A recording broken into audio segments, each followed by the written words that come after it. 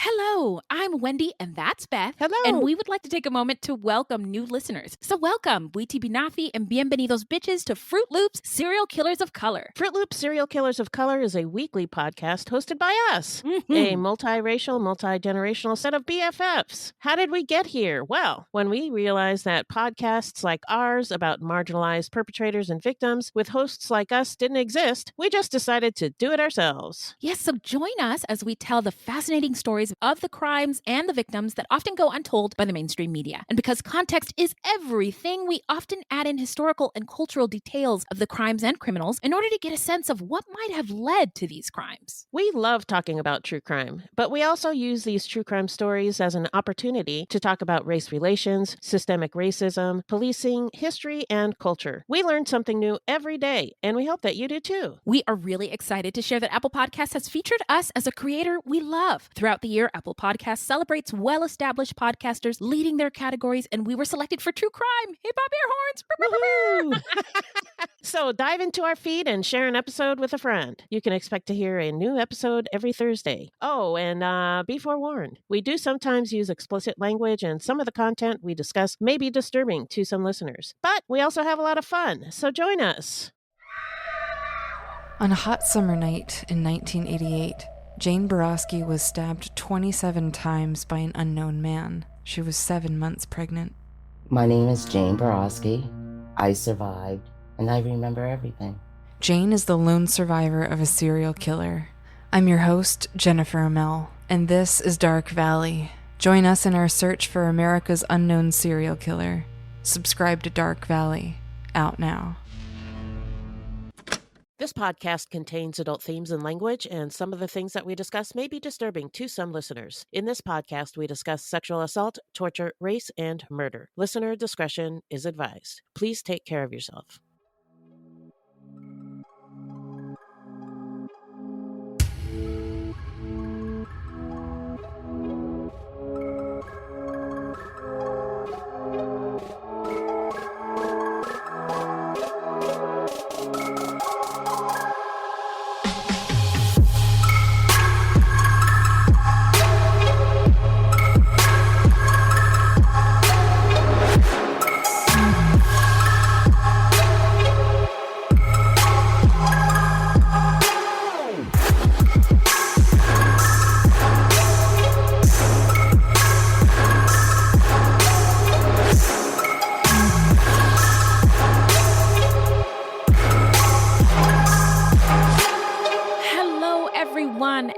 Welcome to Fruitloops, episode 212. Thank you so much for listening. Yeah. Oh, Nafi and bienvenidos bitches. I almost forgot. Fruitloops is a podcast about true crimes committed by people of color, those who are othered, and the victims, because contrary to popular belief, not all serial killers are straight, cisgender, able-bodied white dudes. No! These crimes rarely get any public attention because the news is... Oh, boy. What is it? I was thinking of something cool to say, but racism isn't cool. The news is racist, allegedly. And we are Wendy and Beth. She's Wendy, a Black Latinx woman, and I'm Beth, and I just happen to be white. She is an ally and co-conspirator. Deal with us. We're not journalists, investigators, or psychologists, just a couple of gals interested in true crime. Also, the opinions expressed in this podcast are just that, our opinions. So, who are we talking about today, Beth? Today we're talking about Matthew Stephen Johnson, an American serial killer and rapist who murdered 3 women in Hartford, Connecticut between 2000 and 2001. He is also the leading suspect in the murders of 2 other women, and his signature was stomping the women to death. With a Timberland boot. So, before we get into it, how you doing? I'm exhausted. So we're recording the day after Halloween. I was up kind of late last night. I took my grandson out trick-or-treating. It was really fun, but I stayed up later than I usually do. So yeah, I'm wiped out. Ah, I see. Well, I totally get it. I am feeling the same. However, I'm doing good. By the way, my gift costume was a hit. Oh, yay. I mean, we went to 2 like Halloween events and everyone was like, "Oh my God, what are you?" That's awesome. My daughter, she dressed her dog up as a spider, and she was Oh, everybody's favorite. oh, that is so cute. I love doggy costumes. That's the best. Yeah, me too. Funny all year round, really. Yeah. Who needs Halloween to dress up a dog? Not me. But yeah, doing good. And I totally get being exhausted. It was a later night Yeah. than Yeah, and you usual. know what really sucks is that I ran out of Magic Mind. Yes. Oh, Ugh, I Magic need to order Mind. more. Yeah. Talk about it. Yeah, samesies. I think we have a few little bottles left, but it's the only thing that like got me through today. Today was Wow. a tough day. I mean, I was juggling so much. The late night. Plus, I had to wake up early and like work is crazy and have the podcast. And so I'm balancing all this stuff. And we only have 24 hours in the day. What? Yeah, would you believe it? But I don't have to use as much caffeine as I used to ingest When you're using Magic Mind, yeah. exactly. And I don't have to use sleep aids. Bye-bye, sleep aid. But I found this little cute little green shot that has really helped me so much with like mental focus and alertness and productivity. Those are the things you're missing right now, right, Beth? Yes, definitely. Yeah, 'cause I ran out and I really need to order more. Yeah. I'm on it right now while we're talking. I I'm know, ordering some seriously, Magic same. Mind. Yeah, no, the good thing is we have a really good code that you can check out in the description box. But usually I drink some, like I go back and forth between green tea and coffee. So I'll have my green tea or coffee and then Magic Mike or Magic Magic Mind. Have a little Magic Mike. I have a little Magic Mind. Can't look away. I can't get enough of the Magic Mike. No, Magic Mind. And it feels like a coffee booster, like a caffeine booster. Yeah. It extends the life of that first beverage. Oh, all day long. Yeah. But it doesn't keep you up at night. So No. yeah, I don't know what they put in there, but it is magic. Oh, well, would you like to know? Yeah. It's got some wonderful ingredients. It's got matcha, which is like nature's caffeine, ashwagandha, which helps with stress and anxiety. Ugh, love ashwagandha. I know, me too. Love, love, love it. Lion's mane, that's a mushroom. It's a mushroom, yeah. And it's a nootropic and adaptogen. And rhodiola, which I love to say, and it's got good stuff in it. So you, Beth, order your Magic Mind. I'm gonna hop on the internet and order myself some as well. You can check out the link for Magic Mind in our description box. So what you can do is you can go to the website and get 56% off your first subscription or 20% off your one-time purchase with our code Fruitloops20. Yeah, you should do it because they have a 100% money back guarantee. So there's no risk. Not at all. I mean, how many times can you say that you buy something and it sucks and you want your money back and they won't give it to you? But Magic Mind is different. Yeah. And also it doesn't suck. It doesn't suck at all. It's actually amazing. We for reals use it, swear by it. I've shared it with my partner, Beth. We shared it with Minnie at CrimeCon. Like, this stuff is legit. So again, our code is Fruitloops20 and get on it. Get on it. All right. Now we're going to get into some listener letters. Hang on a minute. Well, hello, angels. Oh, thank you. You know what I've had this thought every time I play this sound drop, and I'm like, it makes me literally I feel my blood pressure lowering. I need to have it with me at all times. Yeah, just anytime you start feeling stressed out. Exactly. All right. What's in that bag, Beth? I don't have anything in the bag today, but I wanted to say, please send any questions or comments to fruitloopspod@gmail.com or leave us a voicemail at 602-935-6294. And we may feature it on a future episode. Also, join us on Patreon, where we have literally hundreds of hours of bonus content, and we have a video club for 12-plus patrons where you can interact with us in person. And this month, in November, we're going to have it, I think, on the 26th. It's the Sunday after Thanksgiving. Got it. So our bellies will be full and our minds will be full of documentary stuff. Yeah. Yes. All righty. Well, it's been a while since we've done this. Every now and again, we have to remind the people that this is a podcast about true crime and people of color. and true crime is difficult to talk and hear about. And so can sometimes race and other, systems of oppression. They can be difficult to discuss as well.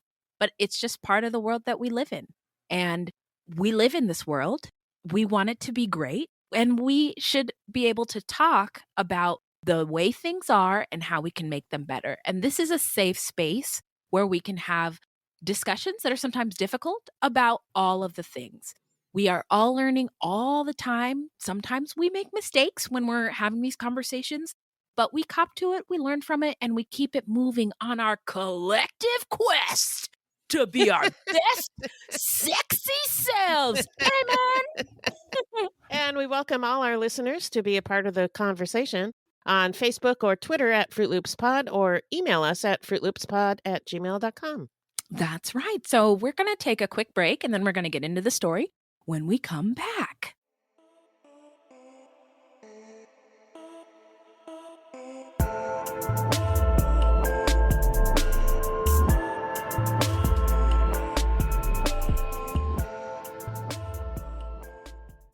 Do you enjoy science, spooky stories, and all things paranormal? We do too. While we would love for most paranormal stories to be true, we are here to tell you that they probably aren't. But that doesn't make them any less fun to speculate about. We are the Spooky Science Sisters podcast.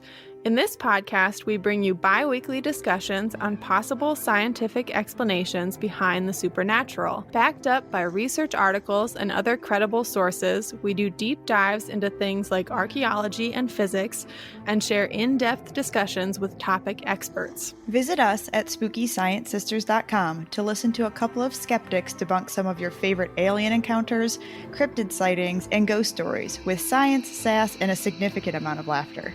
Thank you, and stay spooky. Hello, this is Dr. Grande, the host of True Crime, Psychology, and Personality. On my podcast, I explore and explain the pathology behind some of the most horrendous crimes and those who commit them. We discuss topics like narcissism, psychopathy, sociopathy, and antisocial personality disorder from a scientifically informed perspective. What is a narcissist? How do you spot a sociopath? What signs can you look for to protect yourself from these dangerous personalities? It's not just about the stories, but also the science and psychology behind them. So if you're interested in true crime or mental health, I'd encourage you to give my show a listen wherever you get podcasts. And we're back. Remind us, Beth, who is our subject? Our subject today is Matthew Stephen Johnson, a Hartford, Connecticut serial killer who stomped women to death. He was convicted of 3 murders and is still the leading suspect in 2 others. All right, let's get into it.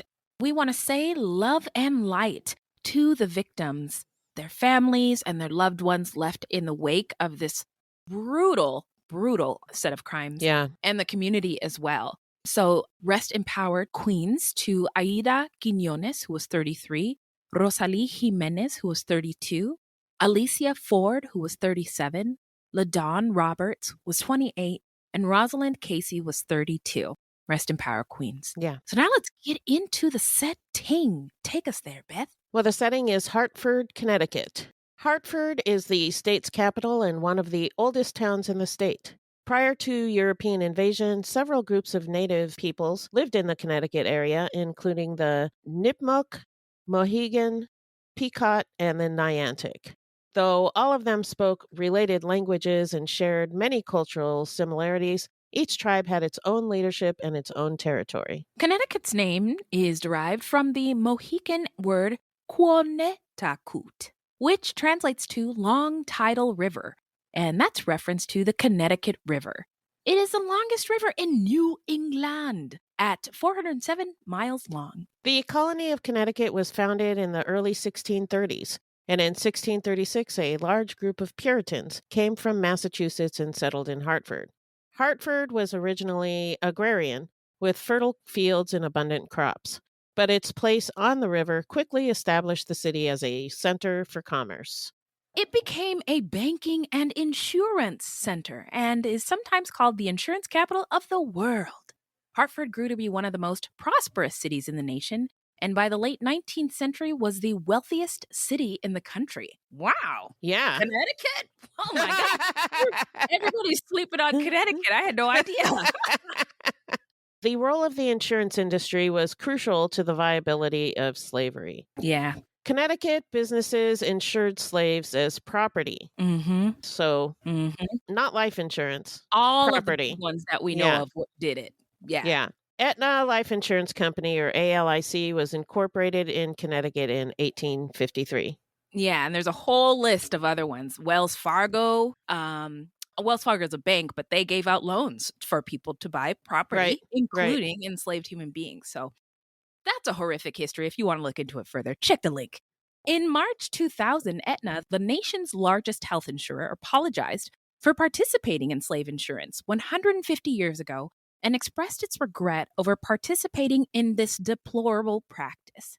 At least one other Hartford insurer, Hartford Life Insurance Company, which is not related to the present company, was a similar name, sold slave policies, but they eventually went bankrupt. Many people think of American slavery as a Southern problem, but there was in fact enslaved people in Connecticut until it was abolished in 1848. Slavery in Connecticut dates as far back as the mid-1600s. Large farms or plantations in southeastern Connecticut were worked by enslaved people. Eastern Connecticut's textile mills also depend on the millions of pounds of slave-grown cotton imported from the southern states.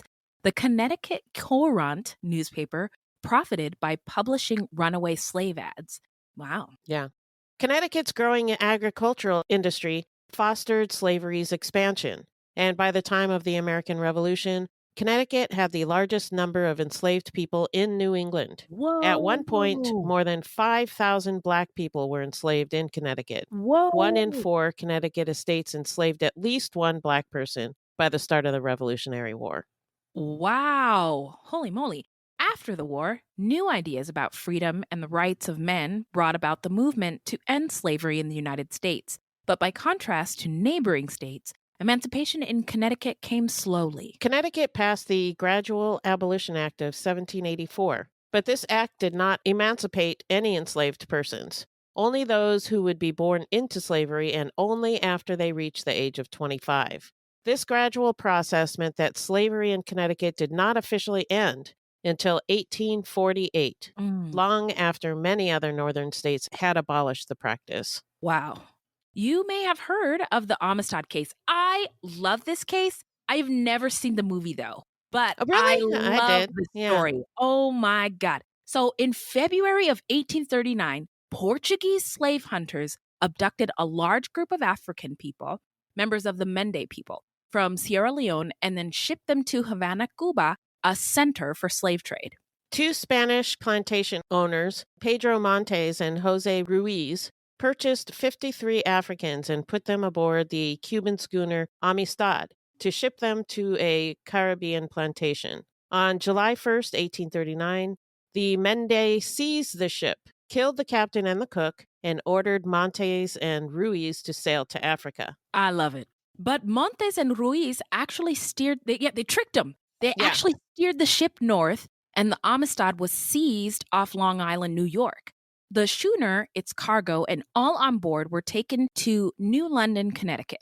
The plantation owners were freed, and the Mende were imprisoned on charges of murder. The Mende were eventually tried in Hartford. There, a judge ruled in favor of dropping murder and conspiracy charges against the enslaved Mende, but because of competing property claims, the case then went on to federal district court. I really got to watch this movie. So a district court judge then ruled that as former free men living in Africa, the Spanish had no right to enslave the Mende people. He ordered the captives released and returned to Africa. This case then went all the way to the Supreme Court, where in March of 1841, the decision was ruled in favor of the Mende. Later that year, the 35 remaining Mende, 18 of them had died at different stages on their voyage or while in prison, sailed back home to Sierra Leone. So it has a good ending, but 18 people died. Yeah. And, they went through this traumatic experience. So yeah, for a long time. 1839 is when they were kidnapped, and they didn't get home until 1841. 1841. Yeah. Right. In the early 1850s, brothers-in-law John Hooker and Francis Gillette purchased 140 wooded acres just west of Hartford's last trolley stop on a bend, or nook, of the winding Park River. The men built their homes and parceled out land to family members and friends. A literary colony developed called Nook Farm. Oh, I love this one. I there's so many, I just have to say, there are so many Black history gems and Indigenous gems, historical gems in this state. And I feel so ignorant. I had no idea. Yeah. So this was a treat to like research. Read about, yeah. Yeah, to read about. So a literary colony developed called Nook Farm. It was a tightly knit community of intellectuals, political leaders, and reformers. The homes were accessible to each other on pathways winding through the broad estate, and the residents often dined together and enjoyed fireside discussions or other entertainments. That sounds lit. It sounds awesome. Yeah. In 1864, Harriet Beecher Stowe moved her large family to Hartford and built a home at Nook Farm. She is the author of Uncle Tom's Cabin, an anti-slavery novel which became the best-selling book of the 19th century and is credited with helping fuel the abolitionist cause in the 1850s. Stowe was born in Connecticut and spent her teenage years in Hartford. John Hooker's wife was Harriet's half-sister, Isabella. A passionate feminist, Isabella Beecher Hooker worked much of her life to secure women the right to vote, a view that many of her day considered outrageous. Outrageous, yeah. If you consider that women didn't get the right to vote until, what, like 1920 or something? Yeah, that's ridiculous. That's ridiculous. Yeah, I wonder if there was a mental illness assigned to women wanting the right to vote. Oh, I'm sure. They were hysterical. Yeah, and there was a mental illness assigned to enslaved people who escaped. Yeah. Yeah, which is just, it's not outrageous. It's just human beings Yeah. want regular rights. So Samuel Clemens, better known as Mark Twain, moved to Hartford and Nook Farm in 1871. Oh. He spent 20 years in Hartford, where he and his wife raised their 3 daughters. He wrote many of his best-known books there. Wow. That's Tom Sawyer, right? Yeah, Tom Sawyer. Okay. And Huckleberry Finn, yeah. Aha. Yeah, when we read those books in school, the teachers pulled me aside beforehand to say, the N-word is in this book. Are you okay with that? I was like, do I have a choice? Yeah. We did a lot of reading aloud, don't you know? Very awkward. Yeah, very awkward. The area where this colony once existed is within the Asylum Hill neighborhood, named after an asylum for deaf persons. What? Connecticut? Are you serious? Wow. Okay. So beginning in the 1920s, major insurance companies began moving from downtown to Asylum Hill, bringing major change with office development. To make room for corporate headquarters, employee parking, and housing, blocks of single-family homes were gradually replaced by apartment buildings. Hartford's early Black neighborhoods developed in 3 clusters in the city, near the Connecticut River and places of work. They were also flood-prone, poorly drained, swampy, or sloped areas near municipal wastes, environmental nuisances, and cemeteries. Hey, that's true today of a lot of Black neighborhoods around the world. Right. Many worked as shoemakers, boot blacks, laundresses, porters, waiters, laborers, cooks, janitors, and barbers. But there were many notable exceptions. Augustus Washington was a successful daguerreotypist. What is that? Oh, it was a type of photography back then. Have you ever seen those sepia-colored photos? Yeah, those are daguerreotypes. Whoa! Okay, thanks, smart friend.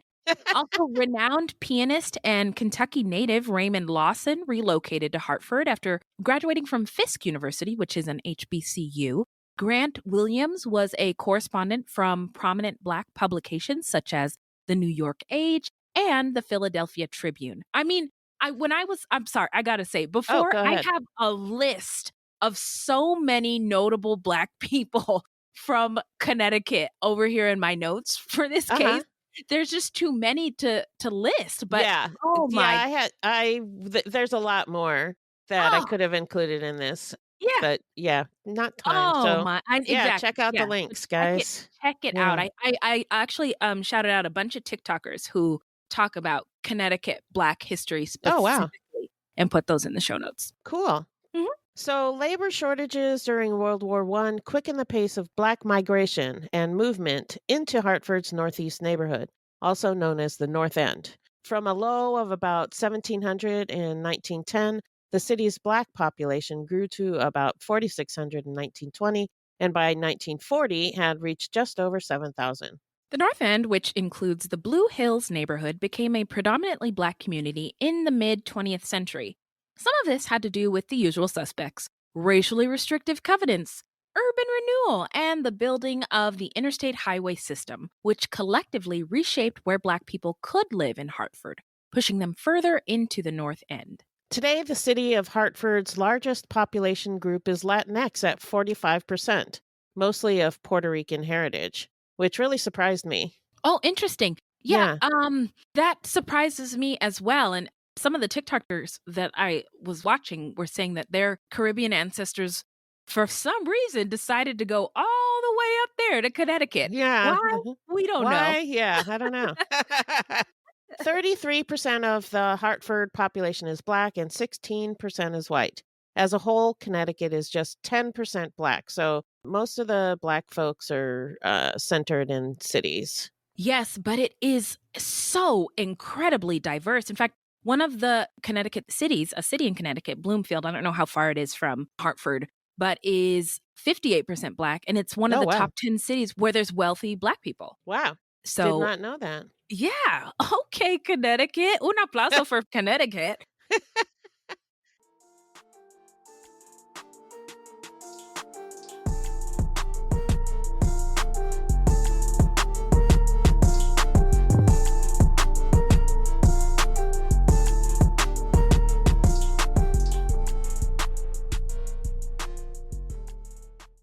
"3 a.m., the comedy horror podcast that holds weekly gatherings around the campfire. Let me tell you what you're going to get. You're going to hear stories about demonic possessions, prison stabbings, skinwalkers, glitches in the Matrix, cult leaders, missing 411, night marchers, Operation Paperclip, Mesopotamian devil worship, and so many monsters it'll give Kanye West a runaway for his money. Pop and meme culture also aren't off topic. A camp where laughs and scares are constantly competing for first place. We're just a group of friends, trying to bust each other's balls, find the best stories, and expand the circle in the process. 3 a.m., the comedy horror podcast not for the faint or fragile of heart. Let's go. Hi, this is Amy and Vanessa from She Goes by Jane, where we shine light on the stories of missing and unidentified women. On November 7th, we're sharing Nahida's story for the first time in a podcast. And this is a story that I thought I knew, but after reading police reports, became more complicated than I thought. When investigators are called to Nahida Khatib's house, everything looks fine. Her purse is on the kitchen table, her cup of coffee is on the counter, and her 2-year-old niece is in her playpen. The only thing amiss? Nahida is missing. Every week, we feature a poem written in honor of the person we're talking about. This week, we're joined by one of our favorite actresses. You might know her from Sister Act or King of the Hill or The Descendants. But if you're like us, you'll know her from Hocus Pocus. She's the much-beloved Kathy Najimy. Join us November 7th to hear Nahida's story. Now we're going to get into the early life of Matthew Stephen Johnson. So Matthew Stephen Johnson was born on May 24th, 1963. A twin, he grew up in Hartford's Blue Hills and Asylum Hills neighborhood.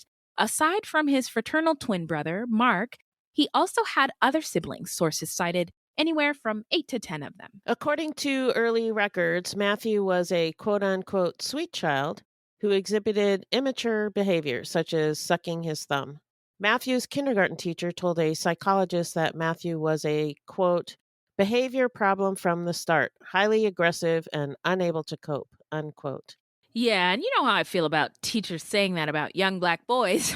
Yeah, I feel so bad for him as a child. Me too. So when he was 8 years old, his guidance counselor said Matthew also had, quote, difficulty making social judgments, unquote. These kinds of statements followed Matthew, who was evaluated repeatedly at school and the Newington Children's Hospital after he became a ward of the state as a teenager. Yeah, and I couldn't get any information about why he became a ward of the state. Yeah, it's a mystery to me. Or whether he was the only one in his family or if all of his siblings, we don't know. Yeah. So reportedly, Matthew suffered from an early brain injury. Throughout his early years, school psychologists and teachers reported that he lacked the ability to comprehend outside of a, quote, self-contained classroom, unquote. So they continue to label him as A difficult. problem, yeah. Mhm. Officials described his academic abilities as limited, and they said the boy, labeled as, quote, mentally R-word, unquote, with an IQ of 69. He also suffered from seizures, for which he took medications. Matthew also lost sight in one eye when he was shot with a pellet gun at the age of 12. Poor guy. Mm-hmm. Once Matthew reached puberty, school records show that he was, quote, unable to anticipate and cope with failure, unquote.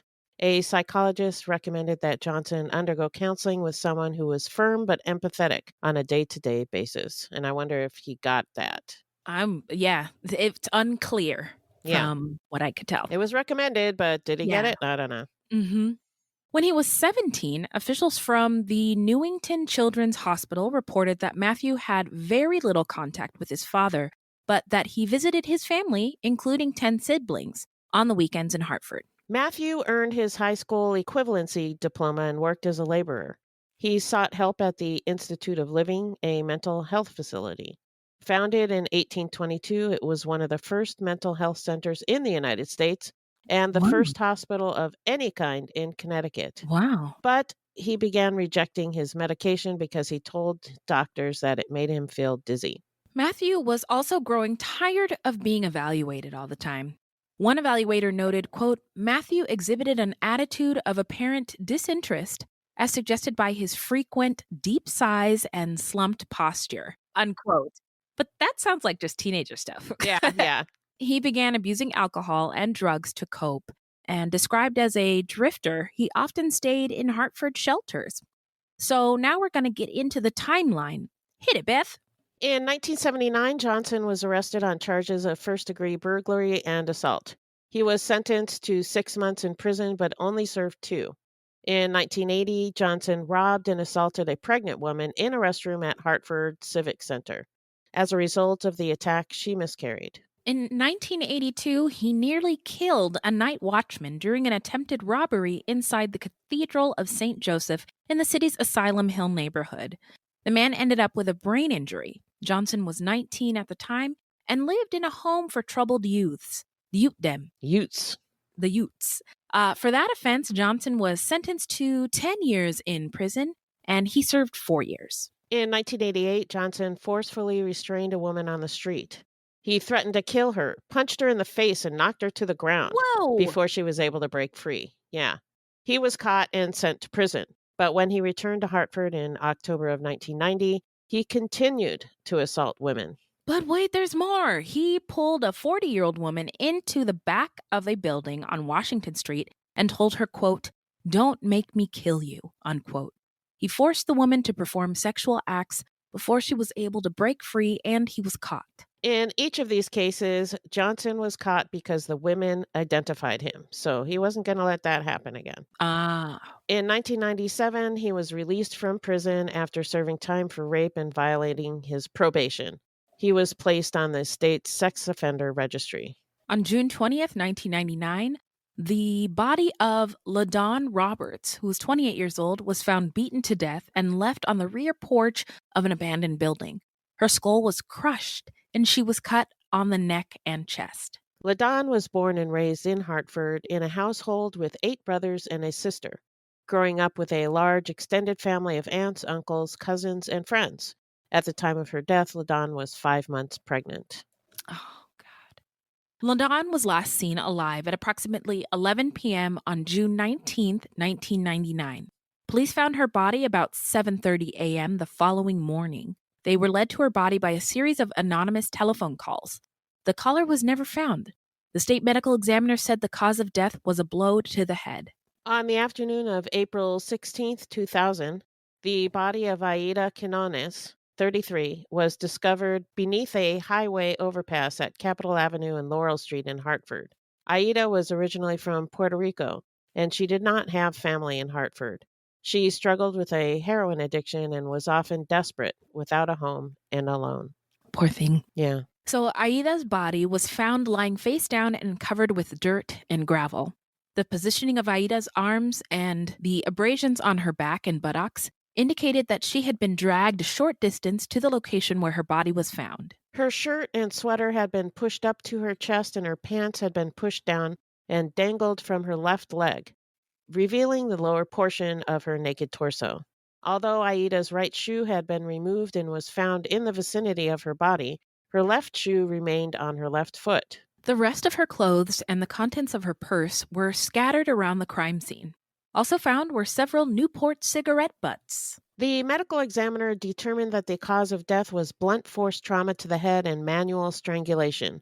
The nature and severity of the injuries that had been inflicted to Aida's head indicated that she may have been stomped to death. In June of 2000, police responding to a tip discovered the body of Rosalind Casey, a 32-year-old mother of 5, underneath a railroad bridge in Hartford. Rosalind had been beaten, and she died of trauma to the head, neck, and chest. Rosalind had worked for the past 3 years at the Ebony Bottle Redemption Center in Hartford. She had fallen on hard times and had left her children to live with their father, but she wanted to go back to caring for them. She lived sometimes with her boyfriend and sometimes with her sister, Sheree. Gosh, can you imagine how difficult that must have been to leave your kids? You know what I mean? Yeah. All of these women sound like they just had rough lives. Rough times, yeah. Her mother said that Rosalind was last seen outside the Ashley Cafe in Hartford. Rosalind's friend Janice Johnson described her as, quote, a nice girl who liked to have fun. She was just a very good person and went the wrong way, but she tried to turn around, unquote. On August 29, 2000, the body of Rosalie Jimenez, 32, was discovered in the basement of an abandoned building approximately a mile from the site where Aida's body was found. She was found by her boyfriend Orlando, who had been looking for her for nearly 2 days. Rosalie and Orlando were unhoused, as was Johnson, and the three knew each other. The last time Orlando saw Rosalie was on August 27th. They were at a park, and he had left to get cigarettes. When he came back, she was gone. Like in the case involving Aida, Rosalie's shirt had been pulled up and her pants and underwear had been pulled down and dangled from her left leg, revealing the lower portion of her naked torso. Rosalie's right sneaker had been removed and was found near her body. Her left sneaker remained on her foot. Rosalie's head was crushed and covered in blood, and a bloody shoe print was found on her right arm. Oh, jeez. Yeah, she had been stomped to death.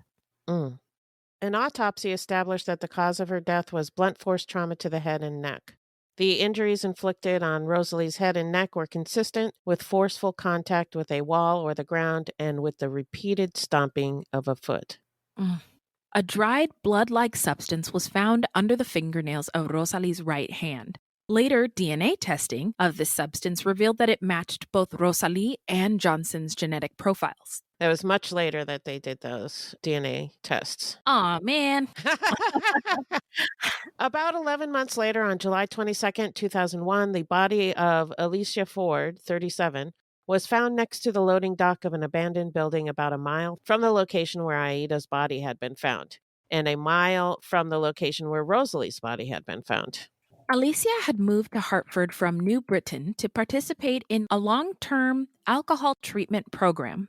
Her body was discovered by a cab driver at a loading dock of a vacant high-rise building near the corner, with her head and face covered in blood.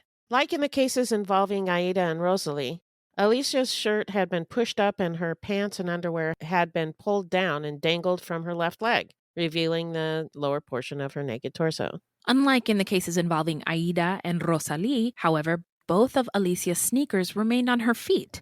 A boot print was visible on the outside of Alicia's t-shirt, and a Newport brand cigarette butt was again found at the scene. Alicia had been stomped, and the cause of death was blunt force trauma to the head and neck.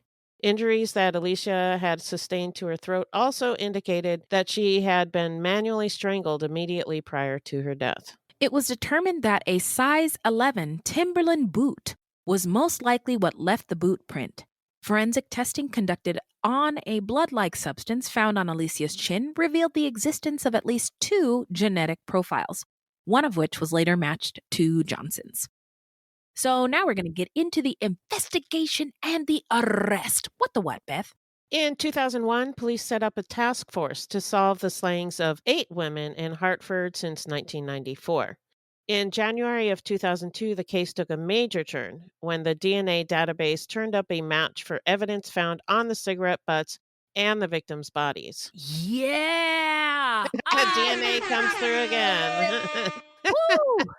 So, semen was found at 3 of the crime scenes.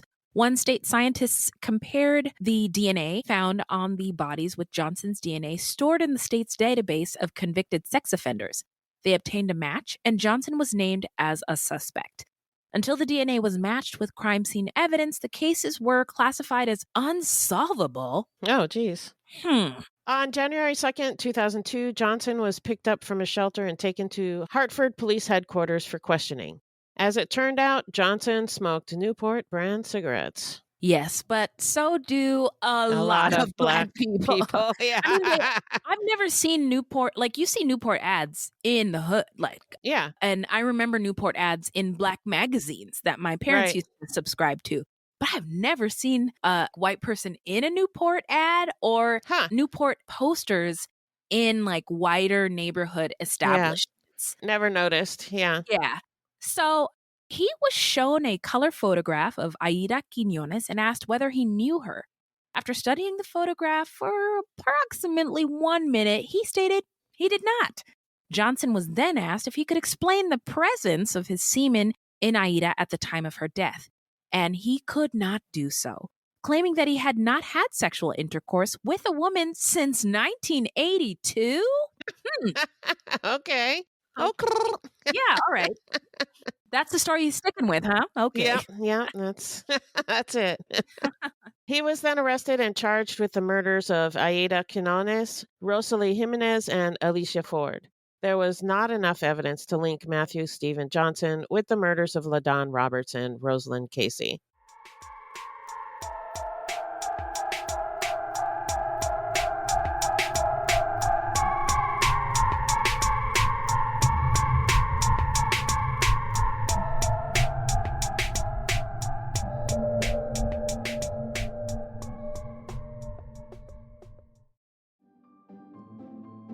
Greetings from Evergreen Podcasts.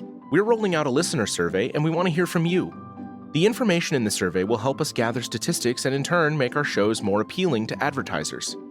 I know most people don't like ads, but this is one of the only ways our shows make money and help keep their lights on. We promise it will only take a few minutes, but the impact on our podcasts will be tremendous.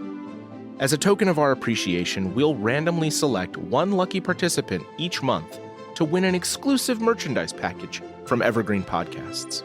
Head to evergreenpodcast.com/listener-survey to help a show and possibly get some free stuff for doing so. We can't thank you enough for the support. Now back to the show. Now, if you recall Fruities, Matthew Johnson had a twin brother, Mark, right? Right. So twins can have almost identical DNA, but Matthew's twin Mark was a fraternal twin, not an identical one. He also lived in Florida. So police were able to rule out any link between Mark Johnson and the murders. Phew! Lucky Mark. We don't always get twin cases with DNA involved. So that was kind of exciting from a true crime fan perspective. Yeah. But let's get into the trial, shall we? Hit it, Beth.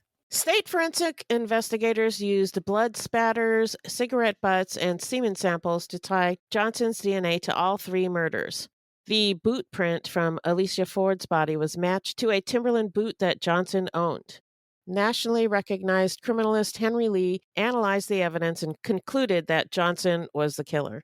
After Lee testified with respect to each individual murder, the assistant state's attorney asked him to consider the 3 cases together and to explain the importance of any shared similarities. Lee testified that there were several significant similarities which, in his opinion, linked the 3 murders. First, each murder was committed in a publicly accessible yet very secluded location within a 1-mile radius in Hartford. Second, Each of the 3 victims was a marginalized woman in her 30s with a history of sex work and drug use.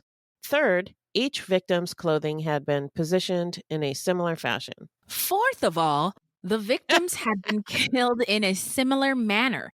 Each victim died of blunt force trauma to the head. Fifth of all, each crime scene could be categorized as organized and active because the killer individually selected his victim, lured her to an isolated location, and murdered her in a brutal manner. Sixth of all, the defendant's DNA was found on or in each victim. Got him. Got him. Lee also testified that if 2 or more separate murders appear to be related by the existence of certain similarities, including similar victims along with the presence of a cooling off period between each murder, they are classified as serial killings. Over defense counsel's objection, Lee opined that on the basis of his extensive experience and training, the Quiñones, Jimenez, and Ford murders were consistent with the forensic definition of the term serial killings. During the trial, Johnson's defense attorneys argued that the presence of Johnson's DNA on the bodies showed only that he had sex with the women, but the prosecutor argued that Johnson killed each of the women after he'd had sex and used cocaine with them.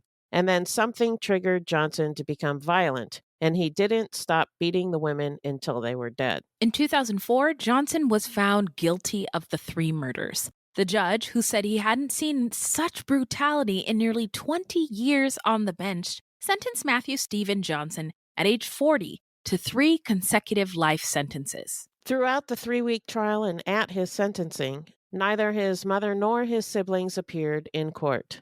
Johnson remains the leading suspect in the deaths of LaDawn Roberts and Rosalind Casey. All right, so let's get into where are they now? I'll tell you.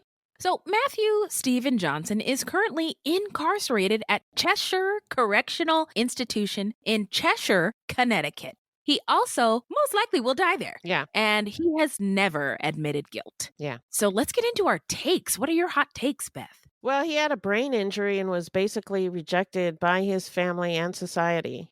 And like we talked about before, I don't know why he became a ward of the state, but that had to have been traumatic for him, especially if his siblings did not become wards. I mean, the rejection. Absolutely. Yeah. I don't know what the circumstances were, but that had to have been pretty traumatic. Yeah, I agree. In any case, what it boiled down to was this guy was so angry, and he did not have the emotional or intellectual skills to deal with it. Right. You'd have to be just totally enraged to stomp someone to death. That's nuts. Yeah. It's so close and personal, and ugh.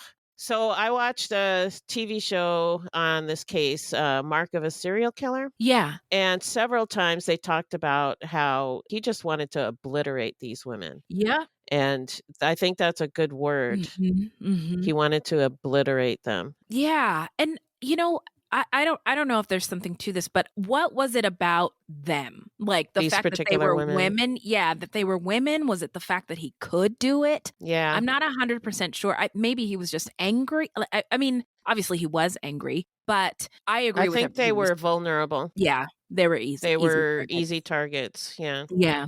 So I got to say, I've been sleeping on Connecticut, and it is... I mean, there's so much there. I mean, it's way more diverse than I thought racially and economically, even among BIPOC populations. There is class diversity, right? So there's a little bit of everything and a little bit of everybody. The kind of things that make like a society, you know, great. Yeah. It's diversity, right? So there is, I'd already talked about, it's on the top 10 wealthiest Black cities in America. Another thing this case made me think about was mandatory sentencing minimums, which is newer. And his crime wave kind of started in the 80s in terms of robbery, assaults, and he would serve a chunk of very little time and get out. Yeah. And in the past, judges would, you know, judge based on, you know, the facts and context. And now judges don't get to do that anymore. And I feel like Matthew Stephen Johnson's case would have been a poster child for people who are like, we got to be tough on crime. Yeah, you know, for sure. Yeah. But imagine if he had gotten the support and resources that he needed as a child, right? Yeah. I feel like the way he was just sort of moved around from Right. place to place. Labeled as a troublemaker. And Yeah. I mean, I don't think he stood a chance, to be No, honest I with don't you. think so either. And I don't know should we be surprised at what he turned into, Yeah. given how society treated him? Yeah. And Johnson's murders were so violent and horrific and brutal. Not an excuse, but, one of the things his case made me think of is the school to prison pipeline. And now we call it more of like a school to prison nexus, because it's not just school to prison. There's incarceration, suspending kids from school. Then there's incarceration and poverty and residential segregation and violence. All these things sort of contribute to kids ending up or the Kids final ending up in destination prison. Yeah. But like I said, I just wish he had more Support. Yeah. The removal of the shoes thing is interesting. Yeah. And on all of them, it was the left shoe The that left remained. shoe was removed and the Yeah. pant leg. Yeah. My conclusion is he would just pull off one leg, and it just happened to be the left. Let's see, right, left, because that, I don't know, he was hit because of maybe he was right-handed, or Yeah. I don't know. Like, he just pulled it off one leg. But he only had one eye. And so part of me was thinking, Oh, like, yeah, could have been had to if do with that. Yeah, maybe his vision had something to do could with be. Yeah, his approach. it Anyway, was interesting though. yeah. When you read it, it sounds like a signature, but I don't think Kinda. it's a signature. I think it's more of an MO. Uh-huh. Okay. Oh, I love it when you get all OG true crime. And then I thought about the Timberland shoes. Yeah. Because he did the stomping like in the summertime. And how very Black. Because Timberlands are a staple in the Black community, particularly on the East Coast. Uh-huh. So I think if people were like, who's doing this? If the news article said, suspect uses Timberland boots, I mean, You'd be, it's a black immediately, dude. it's a Black dude. Yeah. And then I love you, DNA, for solving three the of the case. murders. Yeah. And I know that the other there's three of them who are still not, Or two of them. Yeah. two of them that are not linked to him. But anyway, I'm happy to see that DNA is doing good things in the world. Way to Doing go, the job, DNA. yeah. And then, the victims, I feel so bad for them. Yeah. They were just women falling on hard times. And I mean, Yeah. by the grace of God, there go I, right? All it Right. takes is one Yeah. unfortunate thing happening. And I mean, how hard could it be to get back? And so, this case made me think everyone is somebody's child, and the women did not deserve what happened to them. Yeah. Neither did their loved ones. And it makes me so angry that he's like in prison, alive, right? And Yeah. these women are not here today, and Yeah. they don't get to be with their families, and it's fucked. Yeah. So that's my thoughts. Now, should we get into how not to get murdered? Let's do it. Okay.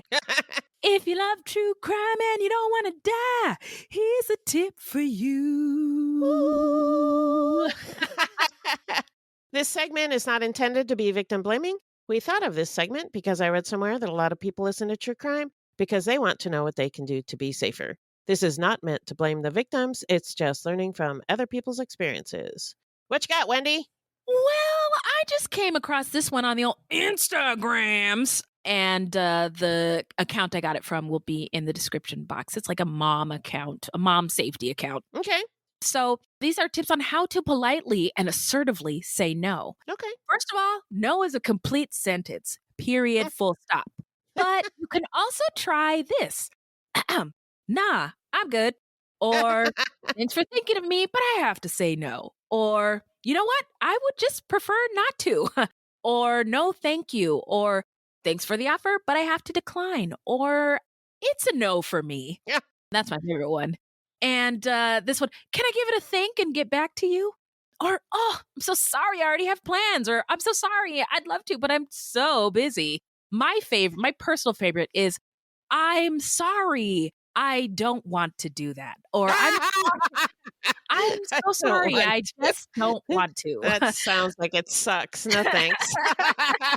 So something I wanted to add to this is A lot of people will ask you, I don't know if they mean to or not, but sometimes it's manipulative. Uh-oh. They will say, "What are you doing on Saturday?" Oh, I hate Or, that. "What are you Oh, doing for lunch?" yeah. I always counter with, "Why? What's going on?" Yeah. Rather than answering, because Yeah. I don't wanna say nothing and Yeah. then have them trap me into doing something. Oh, So, yes, I yeah. hate that. I love that, Beth. Thank you so much, Beth. And I always Why? try to ask people, like, I make mistakes sometimes, but I try Yeah. really hard not to manipulate people. Yeah. Something that I learned in counseling. I don't wanna manipulate people, so instead of saying, "What are you doing on such and such a date?" or whatever, I'll just explain what's going on and ask if they'd like to go or whatever instead of It's so much. trapping them. Yeah, Yeah. it's easy. It's easy. It Yeah, feels like it's it's easier. very easy, and Yeah. I don't want to manipulate people because I know what it's like to be manipulated. It doesn't feel good. Nobody's happy. Nope, not at all. Yeah, so it's better to just be upfront. Yeah, And anyway, 100%. Yeah. yeah. Yeah, so I thought those tips were great. Hopefully you do too, and if you think of somehow not to get murdered tips, get at us. Yeah. Fruitloops, that's us. That's Now us. now it's shout out time, where we shout out any content by or about people of color or any marginalized or minoritized folks, All right. or any true crime goodies. This is a true crime goodie, and it's Okay. called Erased: The Murder of Elma Sands, and it is a podcast. Now, do you remember a little tune that goes, "My client Larry Weeks is innocent. Call your first witness." That's all you had to Yes. say. Okay, one more thing. Why do you assume that you're the smartest in the room? Okay, so that scene in Beth and I's favorite musical, Hamilton, was from the very first murder trial of our, newly formed United States of Really? America under the new Constitution in 1800. And the Whoa. defense attorneys for Mr. Weeks were Alexander Hamilton and Aaron fucking Burr. And Whoa. it's about the murder of a 22-year-old woman, Elma Sands. And, she had this wealthy lover, Mr. Weeks, and he was accused of killing her. And her cousin, Catherine, is trying to preserve her cousin's good name. It's a scripted show, more modernized take on an older story, narrated by Alison Flom, and I love it. I mean, I'm going to check that out. I was in when Alison Williams, she went on TV to talk about how it was introduced to her, and she said, "Oh, in the show Hamilton, when they go, 'Your client Larry Weeks is innocent. Call your first witness.'" I was subscribed already as soon as she said Hamilton. So anyway, that's what I got. What do you got? Very cool. So I wanted to shout out Black True Crime Podcast. Oh, I love that one. Yeah, it's Kayla and Kristen, who are both Mhm. Black. Yes. They discuss all kinds of true crimes committed by Black folks. And I got into it. I listened to it to get some information about one of our subjects and been into it ever since. So I just wanted to shout that out. Great. So just to recap, that is Erased: The Murder of Elma Sands, as well as Black True Crime podcast with Kayla and Kristen. Wherever you get your podcasts is where you can find these. And speaking of finding, that's the end of the show, but where can the people find us, Beth? Our website is fruitloopspod.com, and we use Fruit Loops Pod for all of our social media. The footnotes for each episode can be found on our website. Plus, check it out for the different ways that you can support the show or become a Fruit Loops patron. You can also support us by supporting our sponsors or by giving us a 5-star review. 5 stars only, please. And don't forget to subscribe. Yeah, so this is a weekly podcast and new episodes drop every Thursday. So until next time, look alive, y'all. It's crazy out there.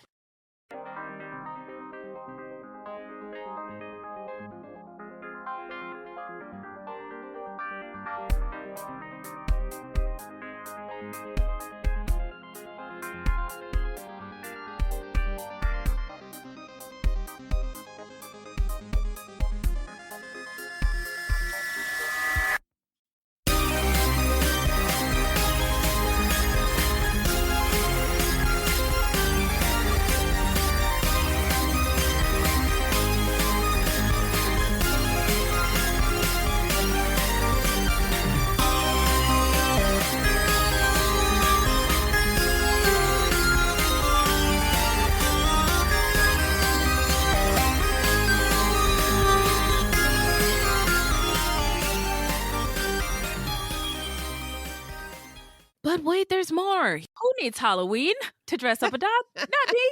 Outrageous. Outrageous, yeah. Connecticut? Are you serious? Wow. Okay. Quonequa. Connecticut.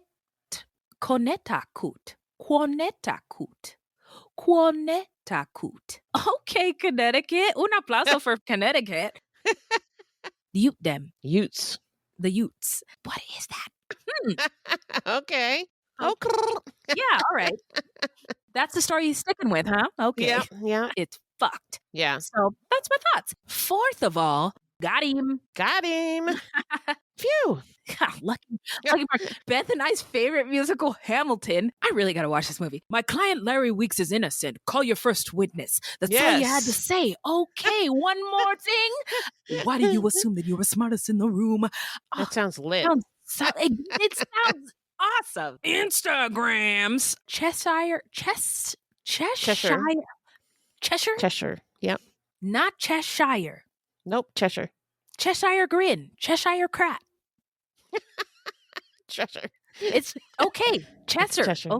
Okay. Cheshire. Cheshire. Sixth of all, well, if you're good, I'm good. Back to the script. Oh, no. Yeah. So anyway, what a day. So here we go. Oh, man. All right. Fruitloops. That's us. That's us. Okay. Ta-ta. Night-night. Bye. Bye. Do you enjoy science, spooky stories, and all things paranormal? We do too. While we would love for most paranormal stories to be true, we are here to tell you that they probably aren't. But that doesn't make them any less fun to speculate about. We are the Spooky Science Sisters podcast.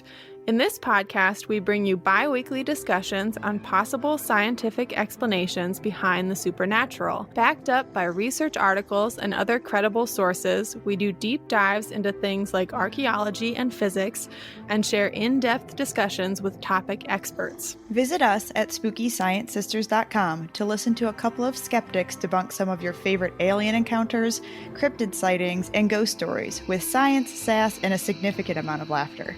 Thank you, and stay spooky. My name is Bill Huffman, and I am a former Cleveland news producer, and I am now the host of the podcast, Who Killed? I began the show focusing on the unsolved murder of Amy Mihaljevic, and now each week I explore a different case with a focus on some of the victims who don't get the attention they deserve. I have a deep catalog of over 225 episodes, so there is a guarantee there will be something for you. Who Killed is an evergreen podcasts, killer podcasts, and slow burn media production. Subscribe today wherever you get your favorite shows.